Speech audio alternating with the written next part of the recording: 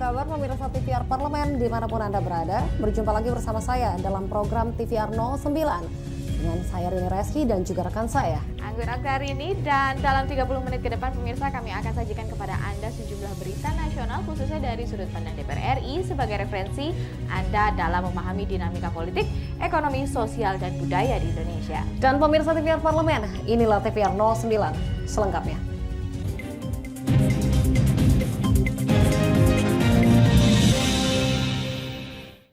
Baiklah, kita awali berita pada pagi hari ini dari DPR RI mendorong pemerintah agar dapat bekerja sama dengan baik dalam pembentukan Undang-Undang Perlindungan Data Pribadi atau UU PDP, sebab hal ini merupakan salah satu penyokong kelancaran Indonesia sebagai presidensi G20.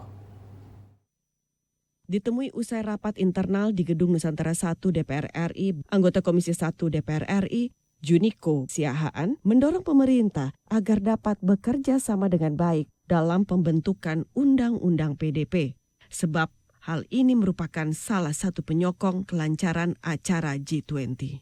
Jangan sampai nanti G20 kita tidak punya undang-undangnya. Padahal kita mau bicara mengenai pergerakan data lintas negara, ya kan gitu, hal-hal yang berkaitan dengan bagaimana mengatur perlindungan data di seluruh dunia di bawah G20 ini. Sementara itu anggota Komisi 1 DPR RI, Bobi Adityo Rizaldi, mendesak pemerintah agar segera menyusun substansi rancangan Undang-Undang PDP. Ya, kami harap panja pemerintah yang diketuai oleh Kemenkominfo bisa segera memformulasikan sehingga beberapa hal-hal substansi yang diinginkan oleh rekan-rekan parlemen termasuk unsur independensi, akuntabilitas, dan profesionalitas itu bisa diwadahi dalam bentuk penetapan kelembagaan pengawas data pribadi ini. Menurut Bobi, undang-undang ini akan membangun kepercayaan dalam perlindungan arus data lintas negara dalam pertemuan G20. Bani, TVR Parlemen, melaporkan. Nah pemirsa, di sini ada pembahasan terkait untuk mengisi kekosongan kepala daerah. Beberapa daerah akan diisi oleh pejabat pelaksana tugas yang diangkat oleh Menteri Dalam Negeri. Komisi 2 DPR RI pun menyarankan agar penunjukan PLT kepala daerah merujuk pada kemampuan dan kompetensi yang sesuai. Ditemui usai rapat Komisi 2 DPR RI, Wakil Ketua Komisi 2 DPR RI Samsur Rizal mengatakan penunjukan langsung dalam surat keputusan terhadap pelaksana tugas kepala daerah untuk bupati maupun gubernur akan dilakukan oleh pemerintah dan akan dilakukan evaluasi dengan batas waktu. Walaupun nanti sisa waktu yang akan diisi oleh para pejabat gubernur dan para pejabat bupati itu waktunya 2 tahun lebih, tapi setiap 3 bulan sekali ditinjau dan penunjukan satu ini hanya untuk 1 tahun saja. Hal senada juga disampaikan anggota Komisi 2 DPR RI Anwar Hafid. Menurutnya, penunjukan khusus terhadap bupati dan gubernur harus melalui mekanisme yang jelas, yakni aparatur sipil negara yang aktif dan sesuai dengan kemampuan bidangnya.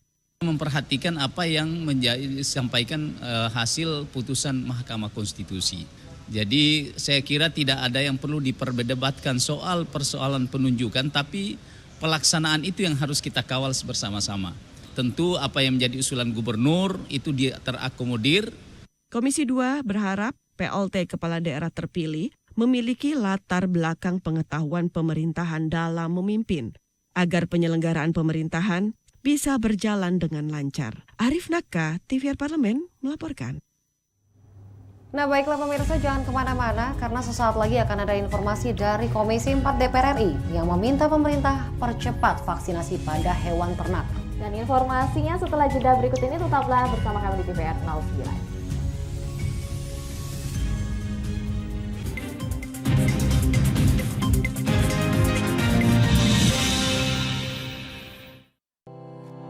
Tugas dan fungsi DPR RI sangat penting bagi negeri ini sebagai pengemban amanat rakyat.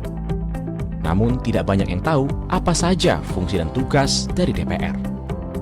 DPR mempunyai 3 fungsi pokok, yaitu legislasi, anggaran, dan pengawasan. Ketiga fungsi tersebut harus dilaksanakan dalam kerangka fungsi representasi yang mengedepankan kepentingan rakyat berdasarkan aspirasi masyarakat dan untuk kesejahteraan rakyat. Dari fungsi legislasi, DPR RI mempunyai tugas dan wewenang untuk menyusun dan menetapkan program legislasi nasional bersama dengan pemerintah, menyusun dan membahas rancangan undang-undang, menerima rancangan undang-undang dari DPD, membahas rancangan undang-undang yang diusulkan oleh Presiden ataupun DPD, menetapkan undang-undang bersama dengan Presiden, menyetujui atau tidak menyetujui peraturan pemerintah pengganti undang-undang yang diajukan Presiden untuk ditetapkan menjadi undang-undang. Sementara, fungsi anggaran membahas dan memberikan persetujuan atau tidak memberikan persetujuan terhadap rancangan undang-undang tentang APBN yang diajukan Presiden, memperhatikan pertimbangan DPD atas rancangan undang-undang tentang APBN dan rancangan undang-undang terkait pajak, pendidikan, dan agama, menindaklanjuti hasil pemeriksaan atas pengelolaan dan tanggung jawab keuangan negara yang disampaikan oleh BPK, memberikan persetujuan terhadap pemindahantanganan aset negara maupun terhadap perjanjian yang berdampak luas bagi kehidupan rakyat yang terkait dengan beban keuangan negara.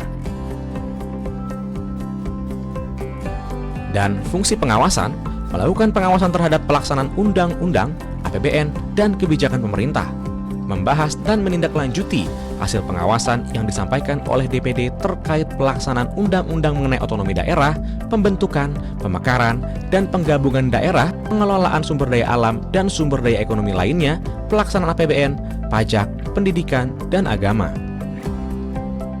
Terima kasih. Video ini dipersembahkan oleh TV dan Radio Parlemen, Biro Pemerintahan Parlemen, Sekretariat Jenderal, dan Badan Keahlian DPR RI.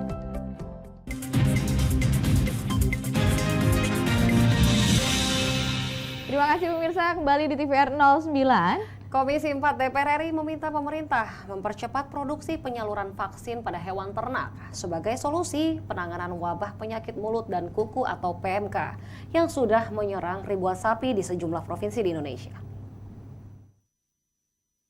Ditemui usai rapat kerja dengan Kementerian Pertanian, anggota Komisi 4 DPR RI Daniel Johan meminta pemerintah untuk mempercepat penyaluran vaksin hingga memberikan bantuan kepada para peternak sapi agar wabah PMK tidak mengakibatkan pendapatan mereka berkurang atau merugi. Daniel Johan juga meminta pemerintah memperketat pemeriksaan dan pengawasan terhadap hewan ternak menjelang perayaan Idul Adha, serta memastikan harga dan pasokan daging sapi di pasaran tidak terhambat. Adalah segera lakukan vaksin kepada ternak-ternak. Kedua, sebenarnya waktu awal-awal PMK ini muncul itu kan belum terlalu banyak, sekitar nggak sampai 1.500. Seharusnya gerakan cepat dari pemerintah adalah segera membeli ternak tersebut dan dimusnahkan.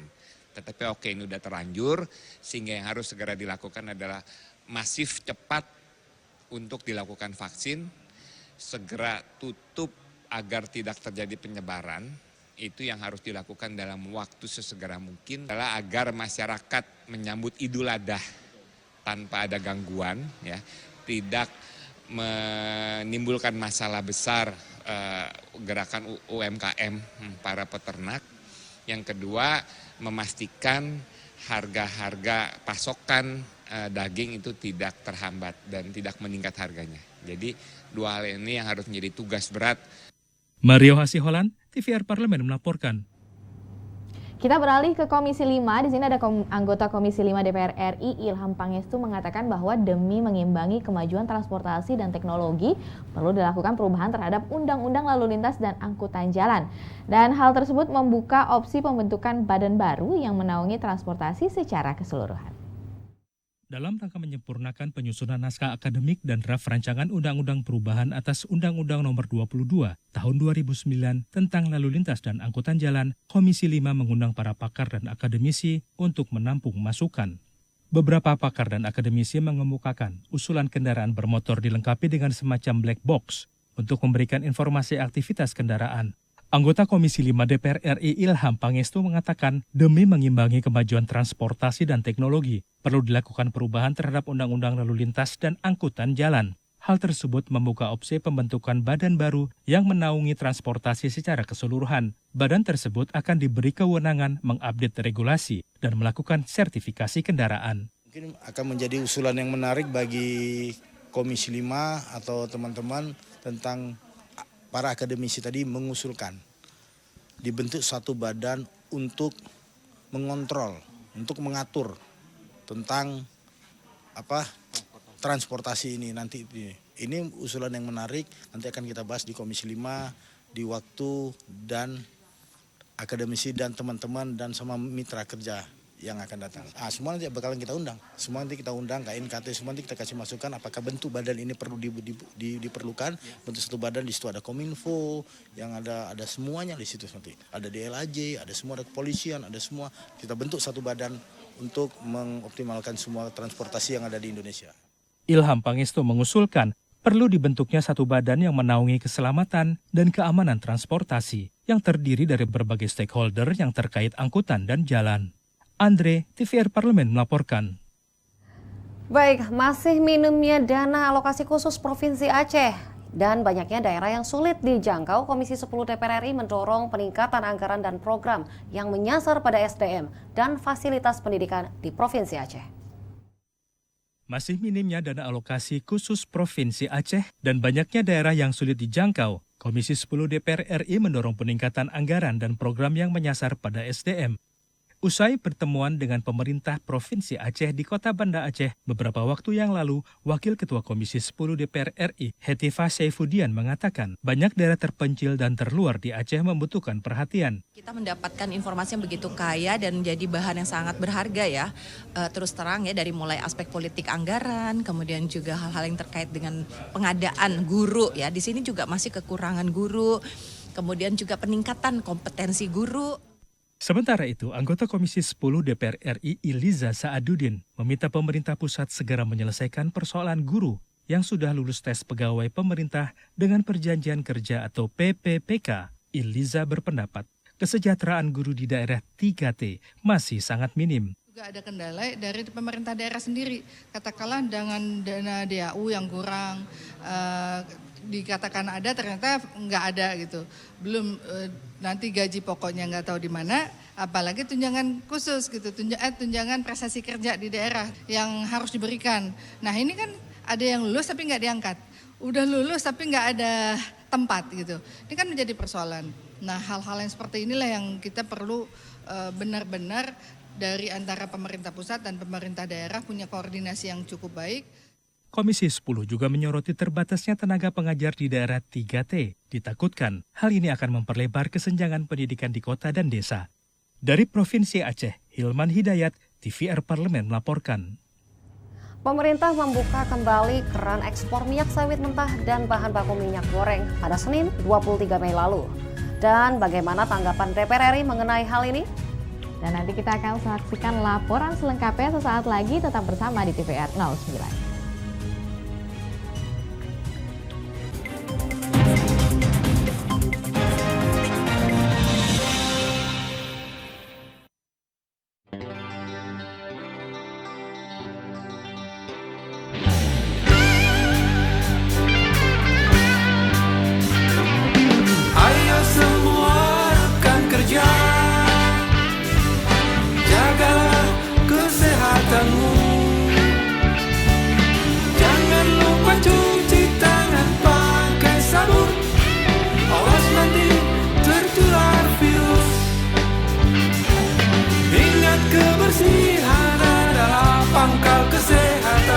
Kebersihan juga sebagian dari iman.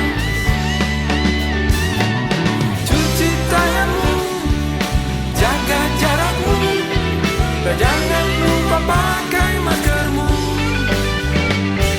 agar terhindar dari virus.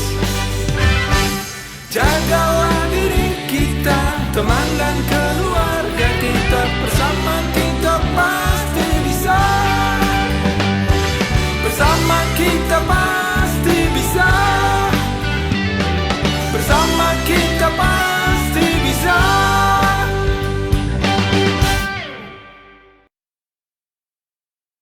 Virus corona menjadi perbincangan dunia. Beberapa negara sudah terjangkit. Ribuan orang di Indonesia terkena virus ini. Kita perlu antisipasi dengan melakukan hal berikut. Cuci tangan dengan sabun dan antiseptik. Gunakan masker atau penutup mulut saat bersin dan batuk. Masak telur dan daging hingga matang. Hindari kontak dengan hewan. Tidak saling berjabat tangan. tidak berinteraksi dengan penderita. Jika memiliki demam tinggi, batuk, pilek, gangguan pernafasan, sakit tenggorokan, dan letih lesu, segera periksakan ke dokter. Waspada virus corona, cegah penyakit sejak dini. Dipersembahkan oleh TVR Parlemen, Biro Pemberitaan Parlemen, Sekjen dan DK DPR RI.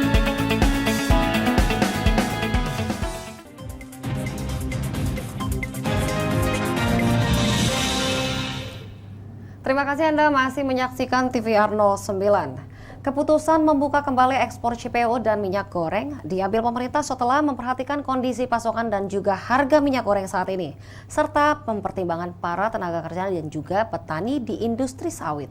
Dan ada anggota DPR RI menyambut baik kebijakan pencabutan larangan ekspor CPO, namun harus diikuti dengan perbaikan dan pengawasan di berbagai lini. Dan pemirsa, berikut liputan mendalam yang telah dirangkum oleh tim redaksi TVR Parlemen. Berikut ini.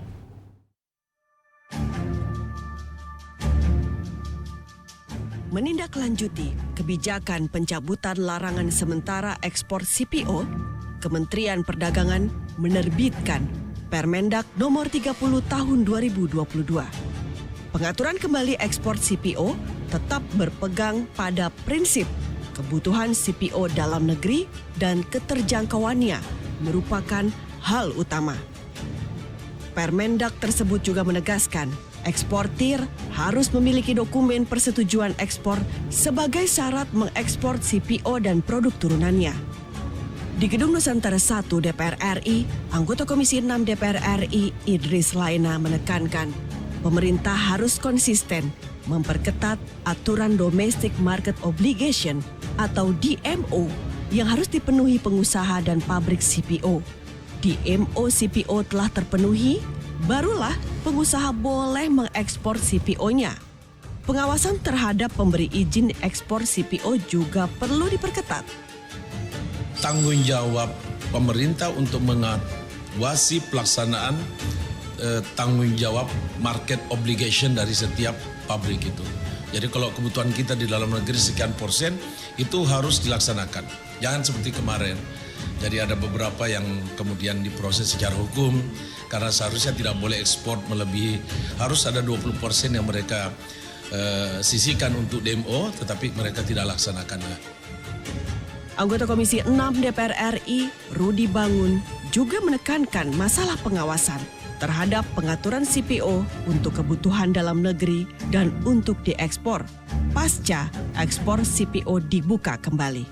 Presiden harus memantau kinerja menteri yang mengurus perdagangan dan izin ekspor CPO dan minyak goreng. Penerapan DMO yang harus dipenuhi pengusaha dan pabrik CPO harus diutamakan agar ketersediaan dan harga minyak goreng di dalam negeri tetap terjaga sehingga tidak merugikan masyarakat. Mereka mengekspor kuota yang untuk domestik dihabiskan diekspor dengan izin dari kementerian. Jika itu izin tidak diberikan, kuotanya untuk Indonesia cukup. Setelah dicabut tentunya kalau DMO tadi, harga domestik dan stok domestik ada, harga kan relatif stabil. Kalau stok itu nggak dilarikan ekspor. Secara terpisah, anggota Komisi 6 DPR RI Hilmi mengatakan, selain pengawasan, pemerintah harus memperbaiki sistem distribusi CPO dan produk turunannya. Pemerintah sebaiknya melakukan pengkajian secara menyeluruh dan solusi terbaik untuk masalah minyak goreng, sehingga tidak ada lagi kebijakan pelarangan ekspor CPO dan petani sawit maupun masyarakat umum tidak menjadi korban.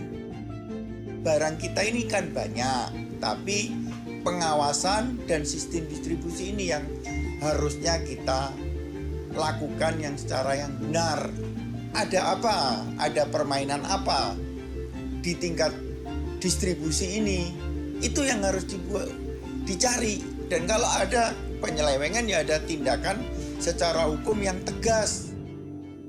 Pada kesempatan berbeda, Ketua Komisi 7 DPR RI, Sugeng Suparwoto juga menegaskan, negara harus mengatur ketersediaan CPO untuk kebutuhan dalam negeri dan untuk diekspor serta menerapkan Domestic Price Obligation atau DPO-CPO untuk kepentingan minyak goreng dalam negeri.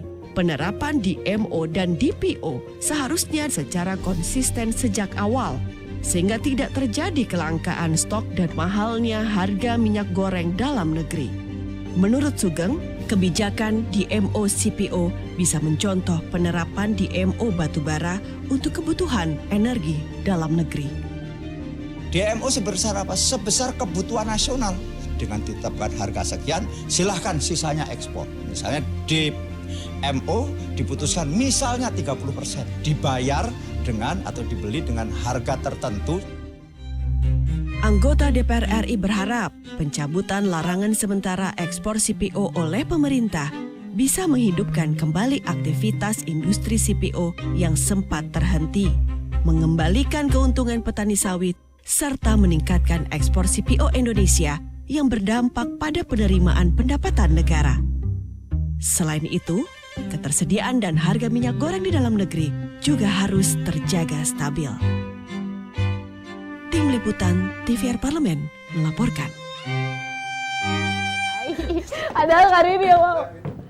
Dan pemirsa, Indonesia kaya akan ragam budaya hingga keunikan destinasi wisata termasuk wisata belanja di pasar. Dan akan kami ajak pemirsa TVR Parlemen ke Banjarmasin, Kalimantan Selatan untuk merasakan serunya belanja langsung dari atas kapal. Tentunya sesaat lagi hanya di TVR 09.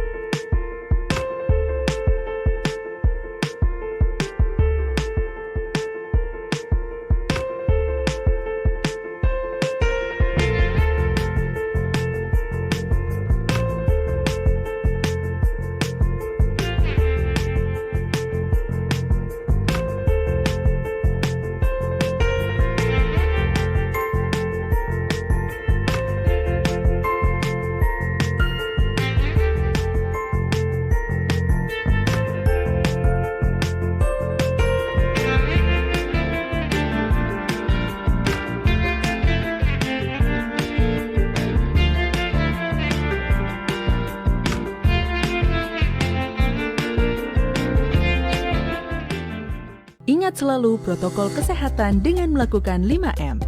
Memakai masker, mencuci tangan pakai sabun, menjaga jarak, menjauhi kerumunan, membatasi mobilisasi dan interaksi.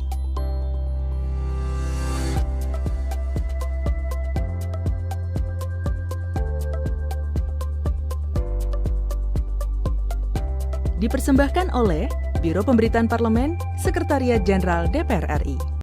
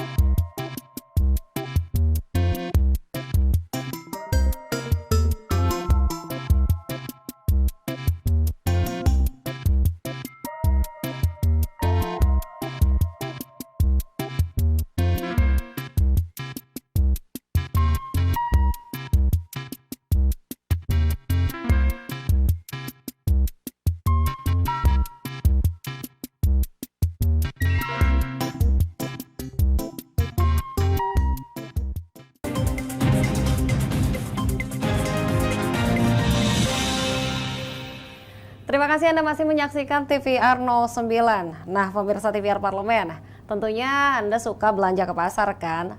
Tapi belanja di pasar ternyata tidak hanya dilakukan di darat saja. Di Banjarmasin, Kalimantan Selatan, pemirsa bisa berbelanja di atas sungai. Dan berikut ini liputan dari tim TV Parlemen mengenai keunikan pasar terapuk Lok Baintan, di mana penjual dan pembelinya melakukan transaksi perdagangan di atas perahu.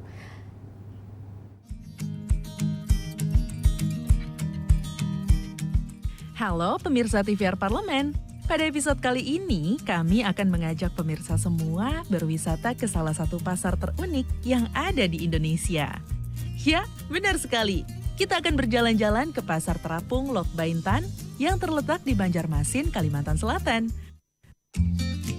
Berbicara mengenai objek wisata Banjarmasin, rasanya tak bisa lepas ya dari Pasar Terapung yang ikonik ini. Sayang sekali kalau liburan ke Banjarmasin tapi tidak menyempatkan mampir ke sana. Lalu apa sih yang menjadikan Pasar Terapung ini unik? Kalau kebanyakan pasar tradisional lokasinya di daratan, namun tidak dengan di Banjarmasin. Pasar bernama Pasar Terapung Muara Queen ini memiliki ciri khas tersendiri yang menjadikannya unik. Transaksi jual beli antara pedagang dan pembeli di pasar tradisional ini dilakukan di atas perahu yang mengapung. Hal itulah yang menjadi alasan mengapa pasar ini dinamakan Pasar Terapung atau Pasar Apung. Pasar ini bukan hanya disesaki pembeli dan penjual, tetapi juga perahu yang mereka gunakan. Para pedagang dan pembeli di Pasar Terapung menggunakan perahu-perahu kecil yang dalam bahasa Banjar disebut jukung. Ada pula yang memakai kelotok atau perahu bermesin. Seperti halnya pasar yang berada di darat, pedagang di Pasar Terapung juga menjajakan beragam dagangan seperti ikan, sayur mayur, buah-buahan, kue-kue, hingga pernak-pernik khas Banjarmasin. Pedagang di pasar ini didominasi kaum perempuan yang sejak subuh sudah mulai menjalani aktivitasnya. Tidak diketahui secara pasti berapa jumlah pedagang di pasar ini. Satu tips yang perlu pemirsa catat. Kalau mau berkunjung ke Pasar Terapung Lok Baintan ini, disarankan agar berangkat sejak subuh. Karena Pasar Terapung Lok Baintan ini hanya beroperasi dari pukul 6 hingga 9 pagi. Jadi, mau tak mau, kalau tidak ingin ketinggalan momen belanja di Pasar Terapung Banjarmasin, pemirsa harus siap bangun subuh ya. Saat sudah berada di atas perahu, jangan kaget kalau pemirsa tiba-tiba diserbu oleh sekumpulan ibu-ibu yang menawarkan dagangannya. Karena memang itu ciri khas transaksi jual beli di Pasar Apung ini. Kita tanya langsung aja yuk sama pengunjung Pasar Apung, bagaimana sih pengalaman mereka berbelanja di pasar ini? Saya Shirley, kebetulan baru pertama kali jalan-jalan ke Pasar Terapung, Sungai Barito tepatnya di Banjarmasin. Kesannya luar biasa, baru pertama kali seperti disambar geledek, tapi sangat mengesankan. Kami menikmati obrolan dan bahkan juga suasana yang khas, ricuh di Pasar Terapung ini, dan memang ini sudah menjadi tradisi masyarakat di sini setiap pagi dan rutin. Sungguh sangat luar biasa suasananya. Semuanya kita beli, soalnya ditawarin yang dari berbagai sisi, jadi bingung mau beli apa. Ternyata kami beli buah, beli jenis ikan, kemudian juga ada khas oleh-oleh kerajinan masyarakat di sini juga kita beli. Pasti kami sangat menikmati suasana ini, luar biasa. Kalau dari harga terjangkau nggak? Sangat terjangkau dan murah sekali. Waduh, sangat senang, walaupun sedikit agak kesel juga, kaget. Oh, kaget. Kaget, tiba-tiba mama pada ngumpul semua. Waduh. Beli apa aja emang? Salah satu ini nih, khas kata nenek, khas Banjar kata nenek. Oh, iya. Sama ini datu ikan asin. Banyak ya? Banyak. Ya bagi-bagi rezeki. Kalau dari harga gimana Pak, terjangkau nggak itu? Wah, harga ya nggak ngitung harga lah, bayar aja ya. Berarti menyenangkan ya? Oh, senang hari ini. Oke. Bila perlu ada lagi. Jadi, bagaimana pemirsa? Tertarik untuk belanja di Pasar Apung Banjarmasin? Pemandangan dan suasananya tidak kalah kok dengan wisata sungai yang ada di luar negeri, seperti di Bangkok dan Istanbul. Yuk kita lestarikan objek wisata khas Indonesia. Sampai jumpa di episode jalan-jalan berikutnya. Di penghujung acara kami informasikan kepada Anda agenda DPR RI pada hari ini Jumat 27 Mei 2022. Pada pukul 9 pagi ini sedang dilaksanakan seminar bertajuk ASN Pirasian atau para calon pegawai negeri sipil atau CPNS di lingkungan kompleks parlemen, baik CPNS dari MPR, DPR, dan juga DPD RI. Dan pada pukul 13 Komisi 5 DPR RI menerima audiensi dengan DPRD Provinsi Kalimantan Selatan. Serta sejumlah agenda dan program DPR RI lainnya yang dapat Anda saksikan secara langsung di TVR Parlemen melalui kanal utama, kanal komisi-komisi, dan kanal alat kelengkapan dewan lain yang dapat Anda akses di tvr.dpr.go.id. Nah pemirsa TVR Parlemen, demikian TVR 09 edisi pada pagi hari ini. Kami ingatkan untuk tetap waspada pada persebaran virus COVID-19 dan tetap patuhi protokol kesehatan. Segenap kru TVR Parlemen yang bertugas mengucapkan terima kasih telah menyaksikan TVR 09 pagi hari ini. Saya Angga Sarini dan rekan saya. Saya Rini Reski. Sampai bertemu kembali di TVR Parlemen esok pagi. Dan TVR Parlemen, Referensi Indonesia.